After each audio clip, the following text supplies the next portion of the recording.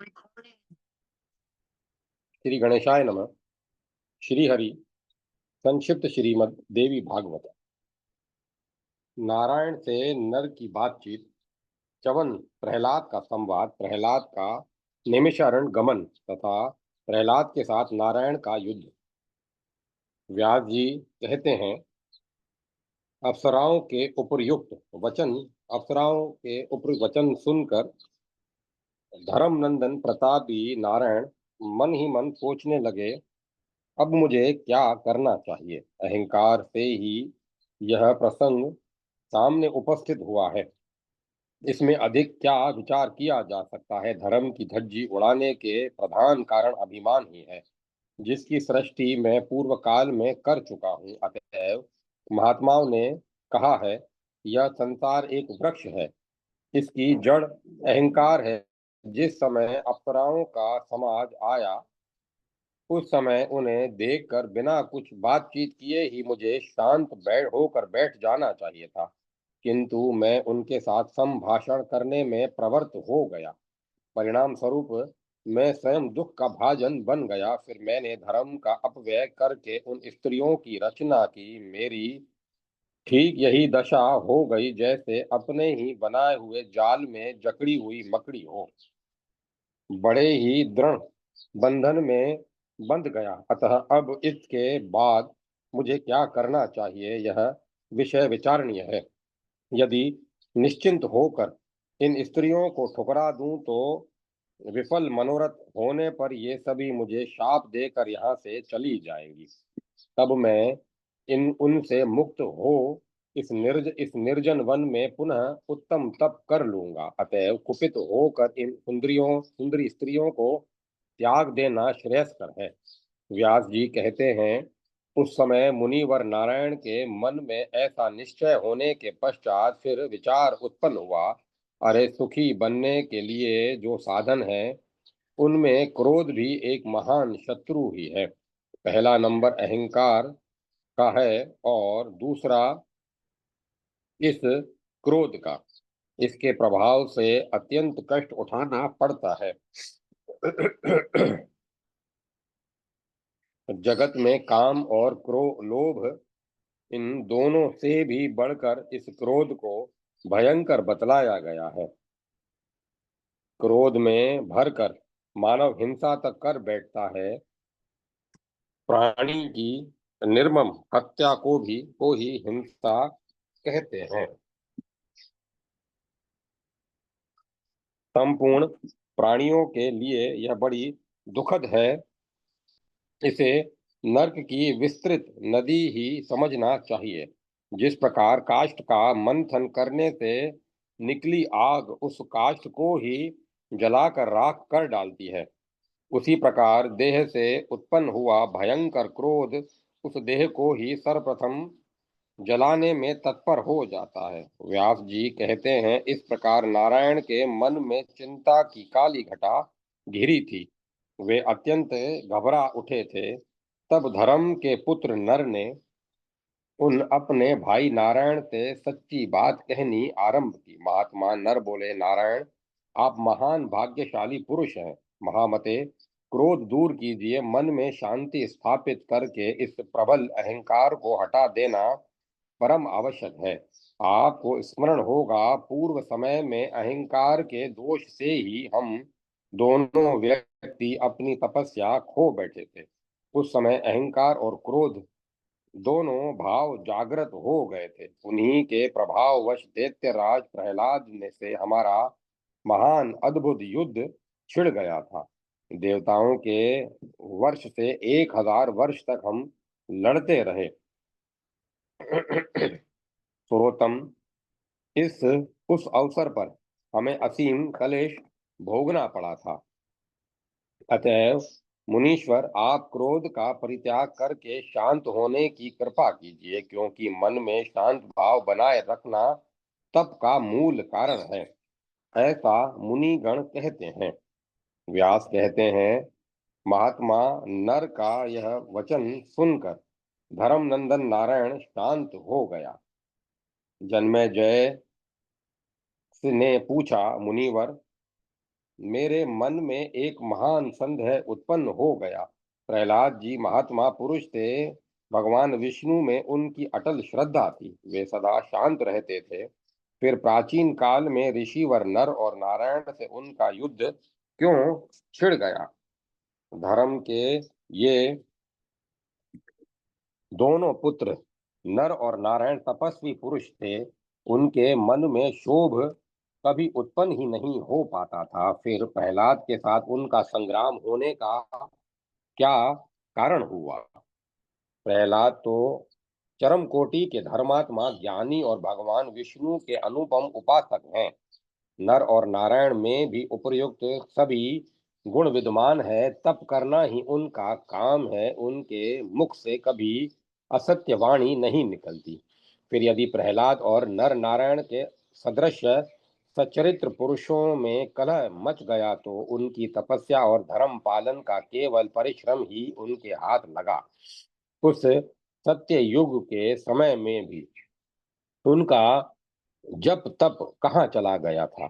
सुयोग्य पुरुष भी क्रोध और अहंकार से आवृत मन को काबू में न ला सके। अहंकार रूपी बीज के अंकुरित हुए बिना क्रोध और मात्सर्य इनका उत्पन्न होना असंभव है।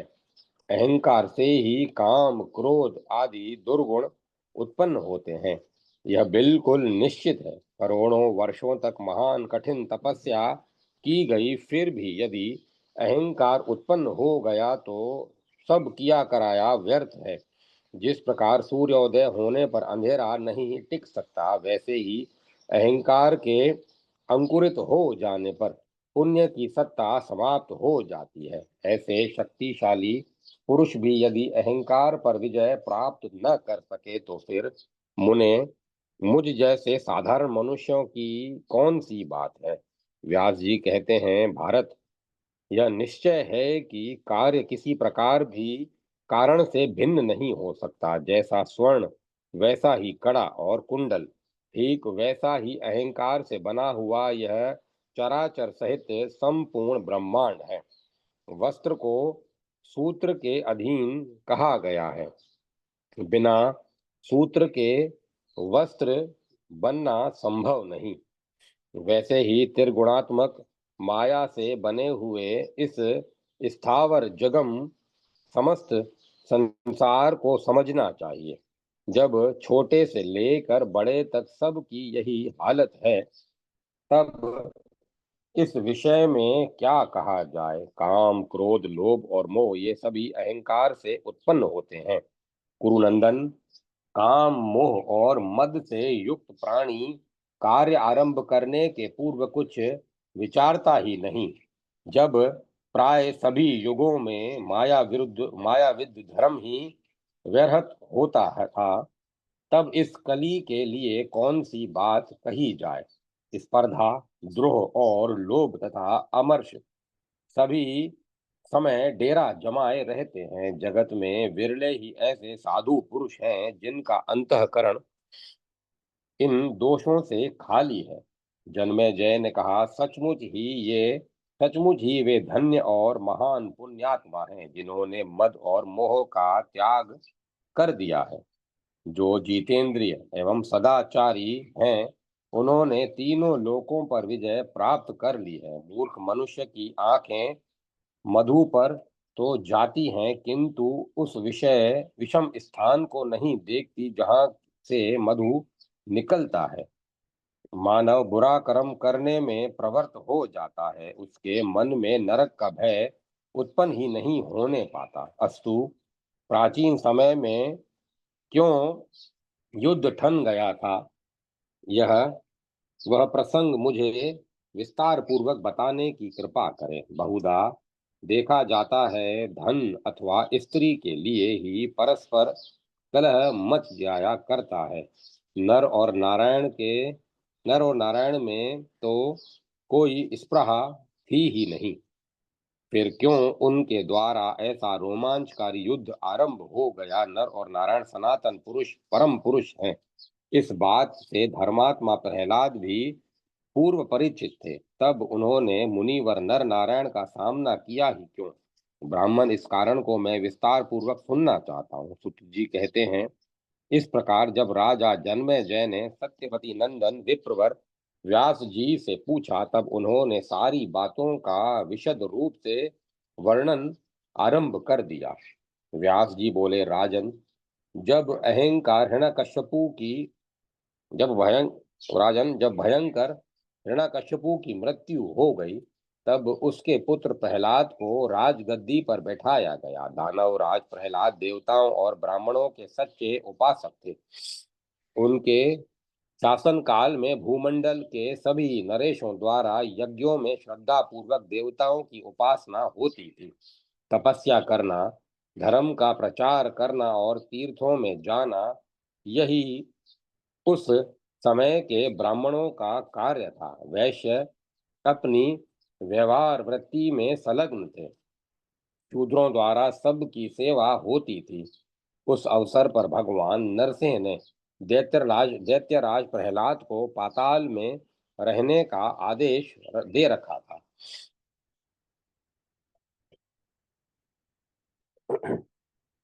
वहीं उनकी राजधानी थी। बड़ी तत्परता के साथ वे प्रजा का पालन कर रहे थे। एक समय की बात है, महान तपस्वी भृगुनंदन च्यवन जी स्नान करने के विचार से नर्मदा के तट पर, जो व्यर्थीश्वर तीर्थ के नाम से प्रसिद्ध है, गए।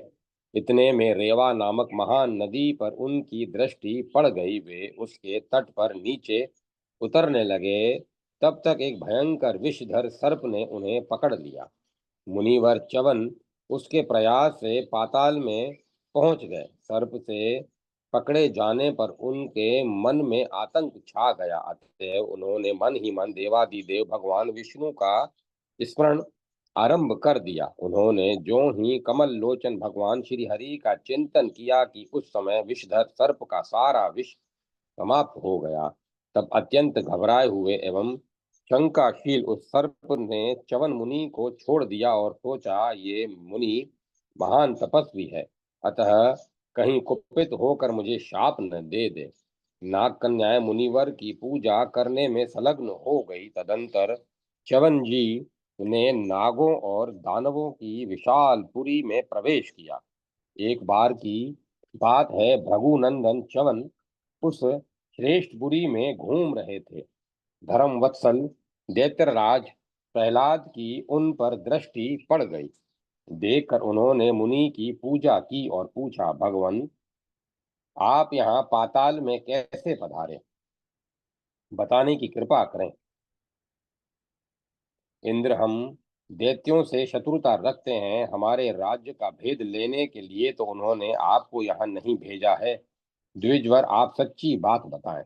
च्यवन मुनि ने कहा, राजन, मुझे इंद्र से क्या प्रयोजन कि उनकी प्रेरणा से मैं यहाँ आऊं और उनके दूत का काम करते हुए आपके नगर में प्रवेश करूं। दैत्येंद्र, आपको विदित होना चाहिए, मैं भृगु का धर्मात्मा पुत्र च्यवन हूँ। ज्ञान रूपी नेत्र मुझे सुलभ है। मैं इंद्र का भेजा हुआ, इस विषय में आप किंचन मात्र भी संदेह न करें। राजेंद्र, मैं स्नान करने के लिए नर्मदा के पावन तीर्थ में पहुंचा। नदी में बैठ रहा था। इतने में एक महान सर्प ने मुझे पकड़ लिया। उस समय मेरे मन में भगवान विष्णु की स्मृति जागृत हो गई। परिणाम स्वरूप यह सर्प अपने भीषण विष से रहित हो गया। यूं भगवान विष्णु के चिंतन के प्रभाव से उस सर्प से मेरा छुटकारा हो गया। राजेंद्र, फिर मैं यहाँ आ गया और आपके दर्शन की सुंदर घड़ी सामने आ गई। देतेंद्र, आप भगवान विष्णु के भक्त हैं, मेरे विषय में भी वैसी ही कल्पना कर लेनी चाहिए। व्यास जी कहते हैं, च्यवन मुनि की वाणी बड़ी मधुर थी। उसे सुनकर अनेक तीर्थों के विषय में अत्यंत प्रसन्नता पूर्वक प्रहलाद उनसे प्रश्न करने लगे। प्रहलाद ने पूछा, मुनिवर, पृथ्वी पर कितने पावन तीर्थ हैं, उन्हें बताएं। साथ ही आकाश और पाताल में जो तीर्थ हों, उन्हें भी विशद रूप से बताने की कृपा करें। च्यवन जी बोले, राजन, जिनके मन, वचन और तन शुद्ध हैं, उनके लिए पग पग पर तीर्थ समझना चाहिए।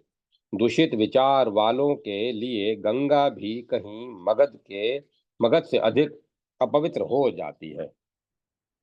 यदि मन पवित्र हो गया और इससे उसके सभी कुलसित विचार नष्ट हो गए तो उसके लिए सभी स्थान पावन तीर्थ बन जाते हैं। अन्यथा गंगा के तट पर सर्वत्र बहुत से नगर बसे हुए हैं।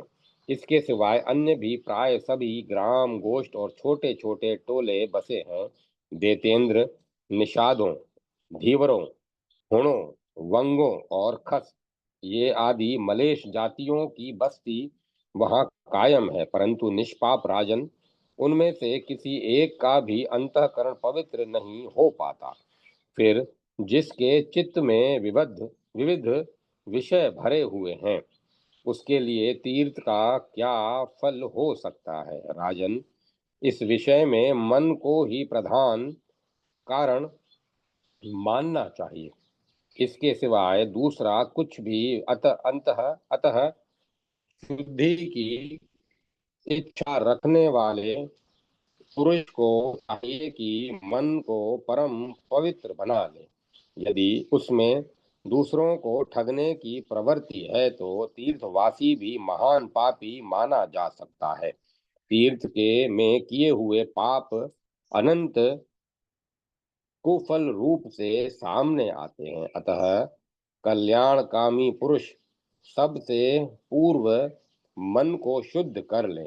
मन के शुद्ध हो जाने पर द्रव्य शुद्धि स्वयं ही हो जाती है। इसमें कुछ भी विचार करने की आवश्यकता नहीं है। इसी प्रकार आचार शुद्धि भी आवश्यक है। फिर तो सभी पवित्र हैं, यह प्रसिद्ध बात है। अन्यथा जो कुछ किया जाता है उसे उसी समय नष्ट प्राय समझना चाहिए। तीर्थ में जाकर नीच का साथ कभी नहीं करना चाहिए। कर्म और बुद्धि से प्राणियों पर दया करनी चाहिए। राजेंद्र, यदि पूछते हो तो और भी उत्तम तीर्थ बताऊंगा। प्रथम श्रेणी में पुण्य में नैमिषारण्य है। चक्र तीर्थ, पुष्कर तीर्थ तथा अन्य भी अनेकों तीर्थ धरातल पर हैं, जिनकी संख्या का निर्देश करना असंभव है। नृपस्तंभ, बहुत से ऐसे पवित्र स्थान हैं। व्यास जी कहते हैं, च्यवन मुनि का यह वचन सुनकर राजा प्रहलाद नैमिषारण्य जाने को तैयार हो गए। उन्होंने हर्ष के उल्लास में भरकर दैत्यों को आज्ञा दी। प्रहलाद बोले, महाभाग दैत्यों, उठो, आज हम नैमिषारण्य चलेंगे। वहां कमल लोचन भगवान श्री हरि के हमें दर्शन प्राप्त होंगे। पीताम्बर पहने हुए वे वहां विराजमान रहते हैं।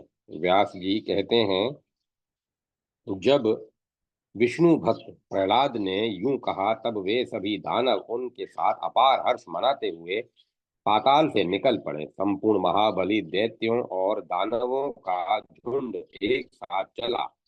नैमिषारण्य में पहुंचकर आनंद पूर्वक सबने स्नान किया। फिर प्रहलाद दैत्यों के साथ वहां के तीर्थों में भ्रमण करने लगे। महान पुण्यमयी सरस्वती नदी पर उनकी दृष्टि पड़ी। उस नदी का जल बड़ा ही स्वच्छ था। राजेंद्र, उस पवित्र स्थान में पहुंचने पर महात्मा प्रहलाद के मन में बड़ी प्रसन्नता उत्पन्न हुई। अतः उन्होंने सरस्वती के विमल जल में स्नान किया और दान आदि क्रियाएं सविधि संपन्न की। वह परम पावन तीर्थ प्रहलाद की अपार प्रसन्नता का साधन बन गया था। व्यास जी कहते हैं, प्रहलाद नैमिषारण्य में तीर्थ के समुचित कार्यक्रम को पूर्ण कर रहे थे। उन्हें सामने एक वट का वृक्ष दिखाई पड़ा। उस वृक्ष की छाया बहुत दूर तक फैली हुई थी। दानवेश्वर ने वहां बहुत से बाण देखे। वे बाण भिन्न भिन्न प्रकार के बने हुए थे। उनमें गिद्ध की आंख लगी हुई थी। उन्हें शान पर चढ़ाकर तेज कर लिया गया था। वे अत्यंत चमक रहे थे। उन बाणों को देखकर प्रहलाद के मन में विचार उत्पन्न हुआ, जिसके ये बाण हैं वह व्यक्ति ऋषि के आश्रम पर इस परम पावन तीर्थ में रहकर क्या करेगा। प्रहलाद के मन में इस प्रकार की कल्पना अभी शांत ही नहीं हुई थी, इतने में ही धर्म नंदन नर और नारायण सामने दृष्टि गोचर हुए। उन मुनियों ने काले मृग का चर्म धारण कर रखा था। सिर पर बड़ी विशाल जटाएं सुशोभित हो रही थी। नर और नारायण के सामने दो चमकीले धनुष पड़े थे। उत्तम चिन्ह वाले वे धनुष शांग्र और आजगव्य नाम से प्रसिद्ध थे। वैसे ही दो तर्कस थे जिनमें बहुत से बाण भरे थे। उधर महान भाग्यशाली धर्म नंदन नर और नारायण का मन ध्यान में मग्न था। उन ऋषियों को देखकर प्रहलाद की आंखें क्रोध से लाल हो उठी। वे ऋषियों को लक्ष्य बनाकर कहने लगे, तुम लोग यह क्या ढकोसला कर रहे हो। इसी से तो धर्म धूल में मिल रहा है। ऐसी अवस्था में कभी इस संसार में देखने अथवा सुनने में नहीं आए। कहाँ तो उत्कट तप करना और कहाँ धनुष हाथ में उठाना। इन दोनों कार्यों का सामंजस्य तो पूर्व युग में भी नहीं था। ब्राह्मणों के लिए जहाँ तपस्या करने का विधान है, वहाँ उन्हें धनुष रखने की क्या आवश्यकता। कहाँ तो मस्तक पर जटा धारण करना और कहाँ तरकस रखना। ये दोनों कार्य व्यर्थ आडंबर सिद्ध कर रहे हैं। तुम दोनों दिव्य पुरुष हो, तुम्हें धर्माचरण ही शोभा देता है। व्यास जी कहते हैं, भारत, प्रहलाद के उपर्युक्त वचन सुनकर नारायण ने उत्तर दिया, देतेंद्र, हमारे तथा तुम्हारी तपस्या के विषय में तुम क्यों व्यर्थ चिंतित हो रहे हो। हम समर्थ हैं, इस बात को जगत जानता है। युद्ध और तपस्या दोनों में ही हमारी गति है। तुम इसमें क्या करोगे, इच्छा अनुसार अपने रास्ते चले जाओ, क्यों इस बकवाद में पड़ते हो। ब्रह्म तेज बड़ी कठिनता से प्राप्त होता है। सुख की अभिलाषा रखने वाले प्राणियों का कर्तव्य है कि ब्राह्मणों की व्यर्थ चर्चा न छेड़े। प्रहलाद ने कहा, तपस्वियों, तुम्हें व्यर्थ इतना अभिमान हो गया है। मैं दैत्यों का राजा हूँ, मुझ पर भी धर्म टिका है। मेरे शासन करते हुए इस पवित्र तीर्थ में इस प्रकार का धर्म पूर्ण आचरण आचरण करना सर्वथा अनुचित है। तपोधन, तुम्हारे पास ऐसी सम्रांगण में मुझे दिखाओ। व्यास जी कहते हैं, प्रहलाद की बात सुनकर नर ने कहा, अच्छी बात है, तुम्हारी ऐसी ही इच्छा है तो आज युद्ध में मेरे सामने डट जाओ। व्यास जी कहते हैं, दैत्यराज प्रहलाद महाभाग नर के वचन सुनकर क्रोध से तमतमा उठे। प्रहलाद अप्रीतम बलशाली वीर थे। उन्होंने प्रतिज्ञा की, यद्यपि नर और नारायण सदा तपस्या में लगे रहते हैं, उन्होंने इंद्रियों पर विजय प्राप्त कर ली है, तथापि मैं इन दोनों ऋषियों को जिस किसी भी उपाय से अवश्य पराजित कर दूंगा। व्यास जी कहते हैं, इस प्रकार कहकर प्रहलाद ने हाथ में धनुष उठा लिया। उस पर डोरी चढ़ाकर तुरंत खींचा, जिससे बड़े जोर की टंकार फैल गई। नर ने भी धनुष उठाया और चिकने किए हुए बहुत से तीखे तीर उस पर चढ़ाए। राजन, क्रोध में भरकर उन्होंने वे सभी बाण प्रहलाद पर चला दिए। प्रहलाद ने अपने चमकीले पंख वाले बाणों से नर के बाणों को आते ही काट डाला। अपने छोड़े हुए बाणों को खंड खंड हुए देखकर नर ने उसी क्षण अन्य अनेक तीरों को चलाना आरंभ कर दिया। मुनिवर नर के वे सभी सहायक प्रहलाद के तीव्रगामी बाणों द्वारा छिन्न भिन्न हो गए। साथ ही प्रहलाद ने नर की छाती में चोट पहुंचाई। नर ने भी कुपित होकर शीघ्रगामी 5 बाणों से दैत्यराज की भुजा पर आघात किया।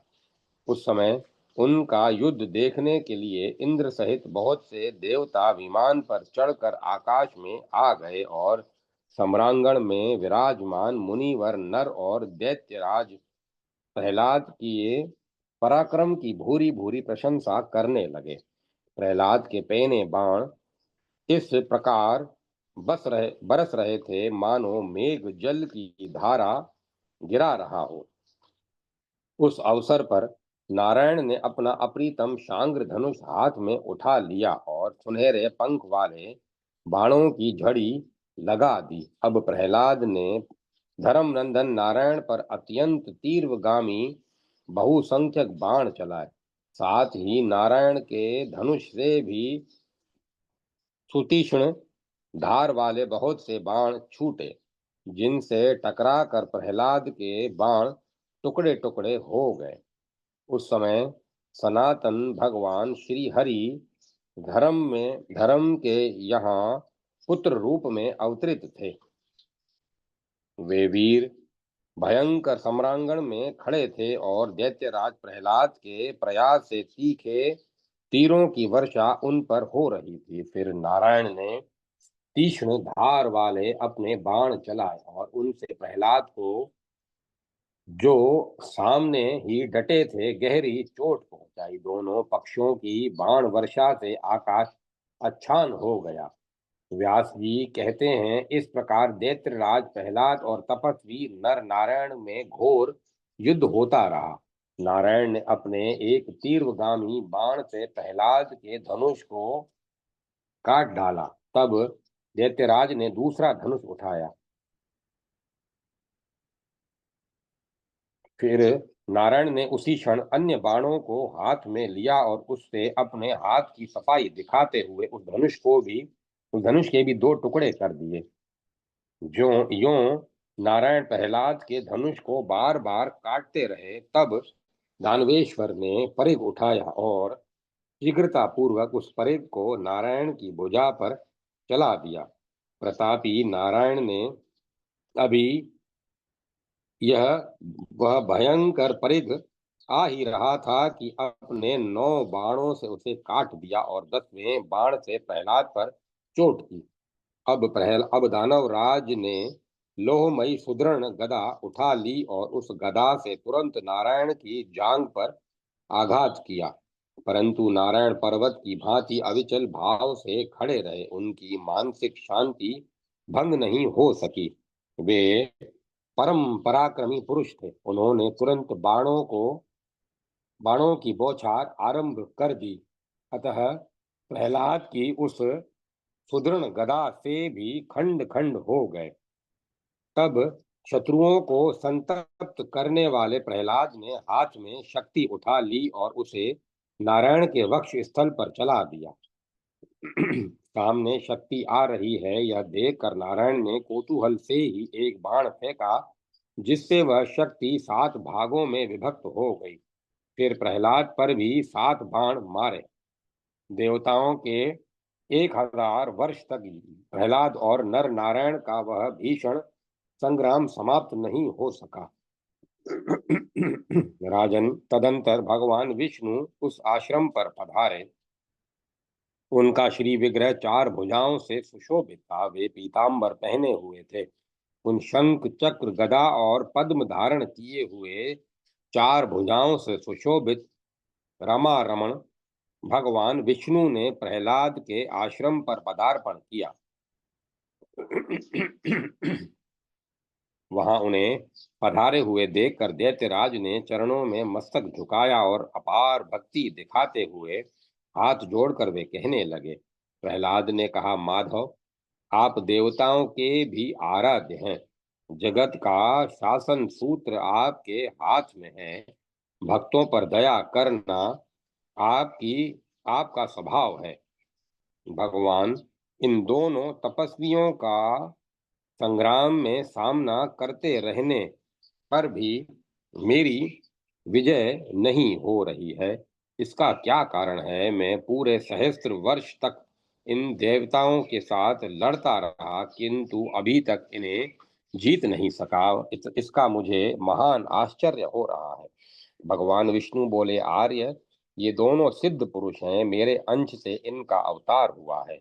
इनके विषय में तुम्हें कुछ भी आश्चर्य नहीं करना चाहिए। ये दोनों जीतात्मा तपस्वी नर और नारायण नाम से विख्यात हैं।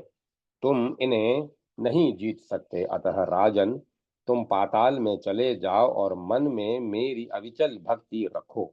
महामते, इन तपस्वियों से विरोध करना सदा अवांछनीय है। व्यास जी कहते हैं, भगवान विष्णु के यूं आज्ञा देने पर दैत्यराज प्रहलाद असुरों को साथ लेकर वहां से प्रस्थित हो गए। उधर नर और नारायण की भी तपस्या आरंभ हो गई।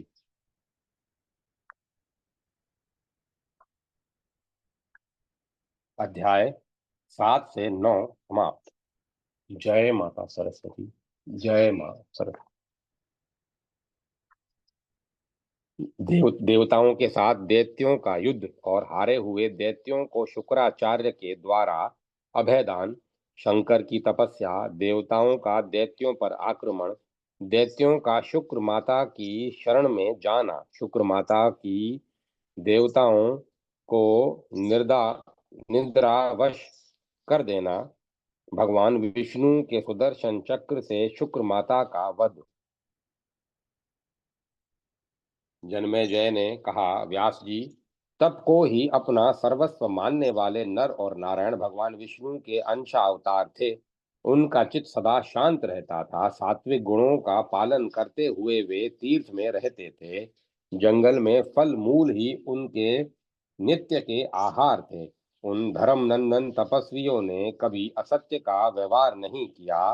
वे महात्मा पुरुष थे। तब फिर वे युद्ध भूमि में उपस्थित हो परस्पर लड़ने के लिए क्यों उद्धत हो गए? किस कारण उन्होंने तप जैसी उत्तम क्रिया का त्याग कर दिया? शांति के महान सुख का परित्याग करके उन मुनियों ने क्यों प्रहलाद के साथ युद्ध ठान लिया? देवताओं के वर्ष से पूरे 100 वर्ष तक वे लड़ते रहे। महाभाग, नर नारायण और प्रहलाद का परस्पर संघर्ष क्यों छिड़ गया? आप इस विग्रह का कारण बताने की कृपा करें। व्यास जी कहते हैं, राजन, धर्म का निर्णय करते समय सर्वज्ञ मुनियों ने संसार के मूल कारण अहंकार को सत्वादी भेद से 3 प्रकार का बताया है। अतएव मुनिवर नारायण शरीरधारी होकर इसका परित्याग कर दें। यह उनके लिए अवैध लीला विरुद्ध काम था। बिना कारण कार्य की संभावना नहीं होती, यह निर्धारित विषय है। जब हृदय में सात्विक भाव उत्पन्न होता है, तब यज्ञ तप और दान होते हैं। महाभाग, रज और तम के प्रभाव से मन में कलह की भावना उत्पन्न हो जाती है। राजेंद्र, अहंकार के बिना एक छोटी सी क्रिया भी, चाहे वह उत्तम हो या मध्यम, कदापि कार्य रूप में परिणत नहीं हो सकती। जगत में अहंकार से बढ़कर बंधन में डालने वाला दूसरा कोई पदार्थ नहीं है। अहंकार से बना हुआ यह विश्व उसे त्याग कर स्थित रह जाता है। यह भला कैसे हो सकता है? राजन, समस्त प्राणी अपने कर्म के अनुसार विवश होकर बार बार संसार में जन्मते और मरते रहते हैं। देवता, दानव और पशु आदि अनेक योनियों में उन्हें भटकना पड़ता है। रथ के चक्के की भांति इस परिवर्तनशील संसार को सदा से परिवर्तनशील बताया गया है। प्रत्येक युग में जगत प्रभु जनार्दन नियमानुसार अनेक अवतार धारण करते हैं। महाराज, 7वें विवस्वत मनवंतर में भगवान श्री हरि के जो अवतार हुए हैं, उन्हें ध्यान पूर्वक सुनो। एक बार भृगु मुनि ने भगवान को शाप देना चाहा। उनकी बात सत्य करने के लिए श्री हरि ने अवतार लेने का वर दे दिया। महाराज, फिर अखिल जगत के अधिष्ठाता भगवान श्री हरि अनेक रूप से धरातल पर पधारने लगे। राजा जन्मेजय ने पूछा, महाभाग भृगु ने भगवान विष्णु को क्यों शाप दे दिया? मुने, भगवान तो चराचर जगत के सृष्टा हैं। उनके द्वारा भृगु मुनि का कौन सा अप्रिय कार्य बन गया था जिससे मुनि कुपित हो गए और भगवान विष्णु को, जिन्हें सभी देवता नमस्कार करते हैं, शाप देने में उन्होंने कुछ भी संकोच नहीं किया। व्यास जी कहते हैं, राजन, भृगु जी ने जो शाप दे दिया, उसका कारण बतलाता हूँ, सुनो। प्राचीन समय की बात है। हिरण्यकश्यपु नामक एक राजा था। कश्यप जी उसके पिता थे। उस समय जब कभी भी दैत्यों के साथ देवताओं का परस्पर संघर्ष छिड़ जाया करता था और युद्ध आरंभ हो जाने पर सारे जगत में खलबली मच जाती थी। हिरण्यकश्यपु के मर जाने पर प्रहलाद उत्तराधिकारी राजा बने। उनके साथ भी इंद्र की भयंकर लड़ाई आरंभ हो गई। राजन, पूरे 100 वर्षों तक युद्ध होता रहा। उसे देखकर लोग आश्चर्य मानने लगे। देवताओं ने इतनी तत्परता के साथ युद्ध किया कि प्रहलाद को हार जाना पड़ा। उस समय प्रहलाद के मन में सहज ही बड़ा विचार हुआ। सनातन धर्म की विशेषता उनकी समझ में आ गई। अतएव राजन, विरोचन कुमार बलि को राज्य पर अभिषिक्त करके वे स्वयं तपस्या करने के लिए गंधमादन पर्वत पर चले गए। राजन, पाने पर राज्य पाने पर श्रीमान बलि का भी देवताओं के साथ ही विरोध हो गया।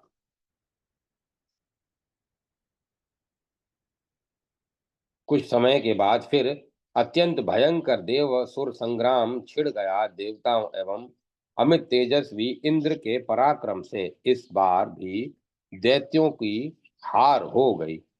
राजन, उस समय इंद्र के सहायक बनकर भगवान विष्णु ने दैत्यों को राज्य से च्युत किया था।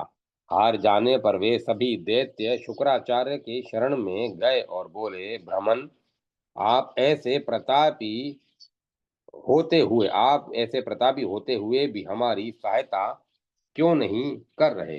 भगवन, आप मंत्र के प्रकांड विद्वान हैं। आप हमारे सहायक न हुए तो धरातल पर हम नहीं रह सकते। हमें विवश होकर पाताल में जाना पड़ेगा। व्यास जी कहते हैं, मुनिवर शुक्राचार्य बड़े दयालु पुरुष थे। दैत्यों के कहने पर उन्होंने उत्तर दिया, दैत्यों, डरो मत। मैं अपने तेज से तुम्हारे लिए यहाँ रहने की व्यवस्था कर दूंगा। मंत्रों और औषधियों से मैं निरंतर तुम्हारी सहायता करूंगा। तुम मन में उत्साह बनाए रखो, निश्चिंत हो जाओ। व्यास जी कहते हैं, तदंतर शुक्राचार्य का सहारा पाकर दैत्य निर्भय हो गए।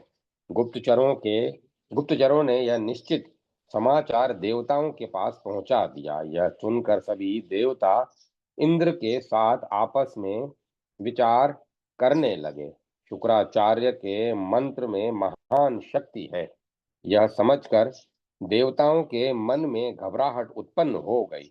उन्होंने परस्पर विचार किया, जब तक दैत्य मंत्र का बल पाकर हमारी शक्ति का ह्रास करने में लगे, उसके पहले ही हम युद्ध करने में तत्पर हो जाएं और उन्हें हठपूर्वक मारकर जो बचे खुचे हैं रहे, उनको पाताल भेज दें।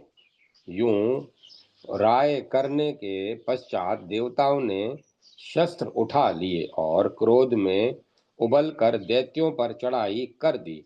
इंद्र की आज्ञा पाकर देवता दैत्यों पर टूट पड़े। भीषण मार से दैत्यों के हृदय में महान आतंक छा गया। वे भय से घबरा उठे।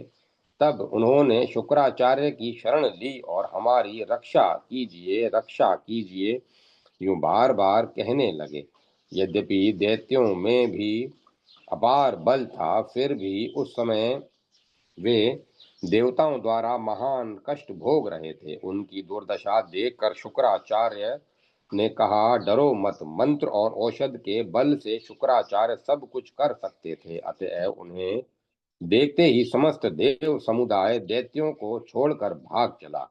व्यास जी कहते हैं, इस प्रकार देवताओं के हट जाने पर शुक्राचार्य ने दैत्यों से कहा, महाभाग दानवों, पूर्व समय में ब्रह्मा जी ने मुझसे जो बात कही थी, यह वह सुनो।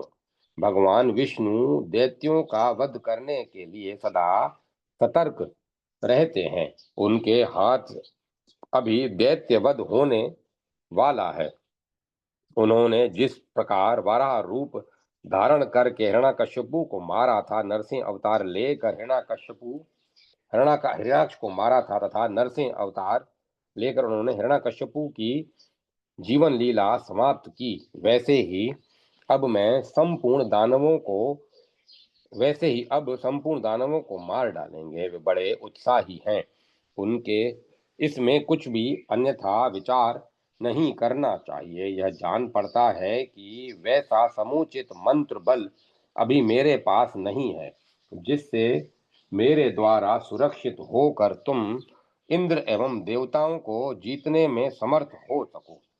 अतएव प्रधान दानवों, तुम लोग कुछ समय तक प्रतीक्षा करो। मैं अब मंत्र की प्राप्ति अभ्यास के लिए भगवान शंकर के पास जाता हूँ। दानवेश्वरों, मैं महादेव जी से मंत्रों की सम्यक जानकारी प्राप्त करके जब लौटूंगा तब उनको भली भांति तुम्हें सिखा दूंगा।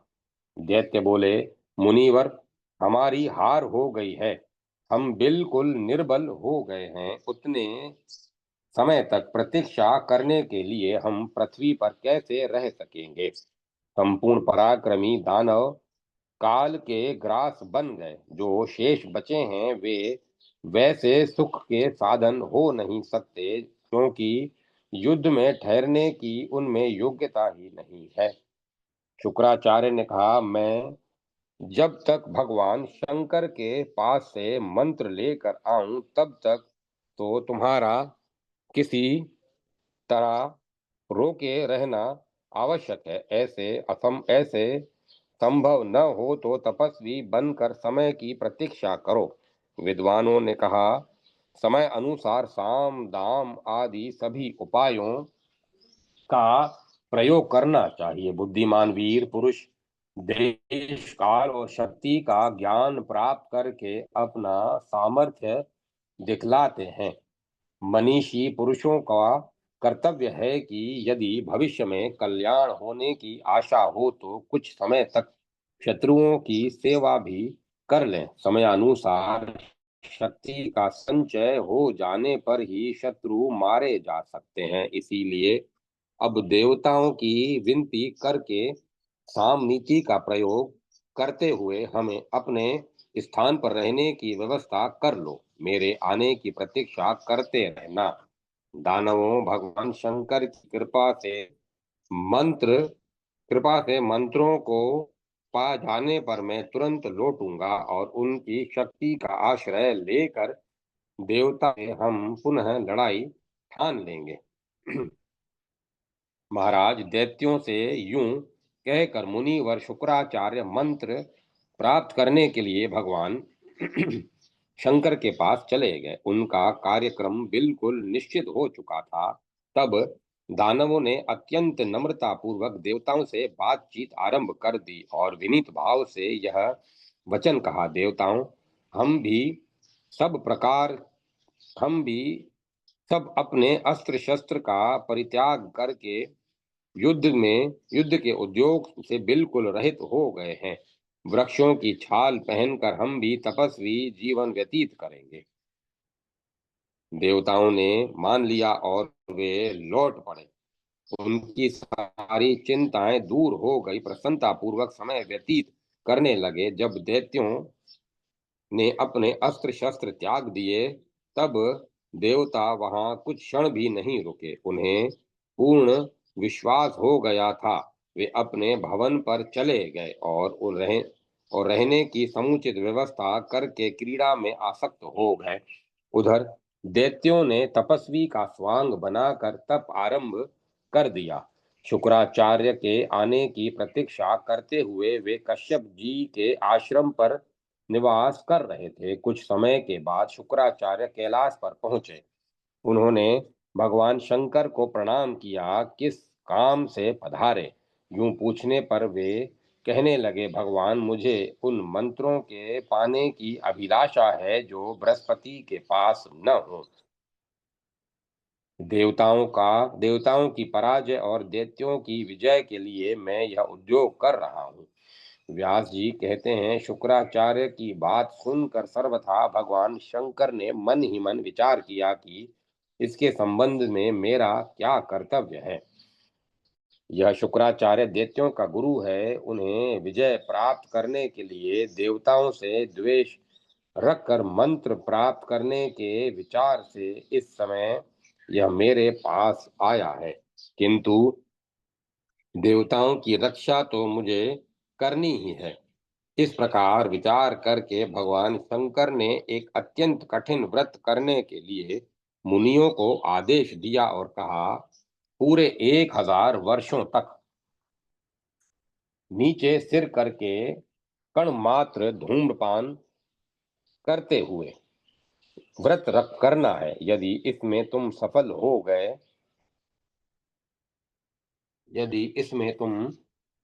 हो गए तो तुम्हारे लिए मंत्र सुलभ हो जाएंगे। इस प्रकार कहने पर शुक्राचार्य ने भगवान शंकर के सामने मस्तक झुका दिया और कहा, बहुत ठीक देवेश्वर, मुझे आपकी आज्ञा शिरोधार्य है। मैं अभी से व्रत में लग जाता हूँ। व्यास जी कहते हैं, शुक्राचार्य भगवान शंकर से यूं कहकर मंत्र प्राप्त करने के विचार से उस श्रेष्ठ व्रत में संलग्न हो गए। केवल धुएं के आहार पर रहने लगे। मन में शांति रखी उन्होंने अपना कार्य बिल्कुल निश्चित कर लिया था। शुक्राचार्य कठिन व्रत कर रहे हैं और दैत्यों ने केवल दिखाने के लिए तपस्वी का रूप बना लिया। इस बात की पूरी जानकारी प्राप्त हो जाने पर देवता भी मंत्र की प्राप्ति के उपाय में लग गए। राजन, तदंतर मन में विचार कर उन सभी ने युद्ध की तैयारी कर ली। वे हाथ में अस्त्र शस्त्र लेकर जहां प्रधान दानव रहते थे वहां पहुंच गए। उस समय आयुधधारी देवताओं को आया देखकर दानव भय से घबरा थे। उन्हें चारों ओर से देवताओं ने घेर लिया था। भयातुर दानव तुरंत उठकर खड़े हो गए और बलाभिमानी देवताओं से सत्य वचन कहना आरंभ कर दिया। कहा, हमने अपने शस्त्र रख दिए हैं, अत्यंत भयभीत हैं। हमारे गुरुदेव इस समय व्रत कर रहे हैं। देवताओं, ऐसी स्थिति में आप हमें मारने के लिए आ गए। भला आप हमें अभयदान भी दे चुके हैं। देवताओं, आप लोगों का यह सत्य और श्रुति प्रतिपादित धर्म अब कहाँ चला गया, जो सबको सूचित करता है कि निशस्त्रों, भयभीतों और शरणागतों को नहीं मारना चाहिए। देवताओं ने कहा, तुमने शुक्राचार्य को मंत्र प्राप्त करने के लिए भेज दिया है और स्वयं हृदय में कपट रखकर तप कर रहे हो। हमने तुम्हारा अभिप्राय जान लिया, इसीलिए हम युद्ध करने को उद्यत हुए हैं। तुम भी शस्त्र लेकर लड़ने की तैयारी कर लो। जब कभी भी अवसर मिले शत्रु को परास्त कर डालना चाहिए। यह नियम सदा से चला आ रहा है। व्यास जी कहते हैं, देवताओं के वचन सुनकर दैत्यों ने कुछ समय तक आपस में विचार किया। पश्चात वे सभी वहां से निकले और भाग चले। भय से उनके मन में घबराहट उत्पन्न हो गई थी। वे अत्यंत डर शुक्राचार्य की माता की शरण में गए। उन्हें महान निर्भय हो जाओ, मेरे सन्निकट रहने पर तुम्हारे पास भय आ ही नहीं सकता। काव्य माता की बात सुनकर दानवों की मनोव्यथा शांत हो गई। वे उसी उत्तम आश्रम पर रहने लगे। पास में कोई शस्त्र नहीं रखा। वे संदेह रहित